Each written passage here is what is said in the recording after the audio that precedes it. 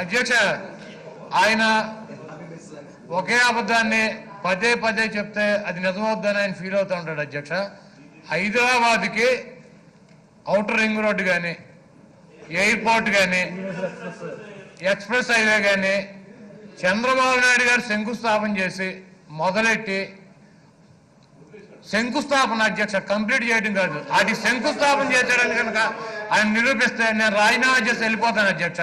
లేకపోతే ఆయన ఏం చేస్తాడు అధ్యక్ష, ఇటువంటి సభలో కూడా పచ్చి అబద్ధాలు చెప్తాడు. బెంగళూరు అంటాడు, మద్రాసు అంటాడు, హైదరాబాద్ అంటాడు, కలకత్తా అంటాడు, బాంబే అంటాడు, ఢిల్లీ అంటాడు. ఈ ఎప్పుడు అధ్యక్ష ఈ పుట్టక ముందు నుంచే మహానగరాలు, మిగిలిన రాష్ట్రాలన్నీ కూడా ఆ మహానగరాలతో పాటు ఎందుకు అభివృద్ధి చేయలేదు అధ్యక్ష? 2 లక్షల కోట్ల రూపాయలు తెచ్చి ఇక్కడ పెట్టుబడి పెడితే అప్పుడే ఒక 50,000 కోట్లు 25,000 కోట్లు సంవత్సరం వస్తే ఆడితో అభివృద్ధి చేయొచ్చు అని చెబుతాడు. అన్ని పనికిమాలిన మాటలన్నీ చెబుతాడు అధ్యక్ష. కొంచెం తక్కువ టైం ఇచ్చి మాకు విముక్తి కలిగించండి అధ్యక్ష.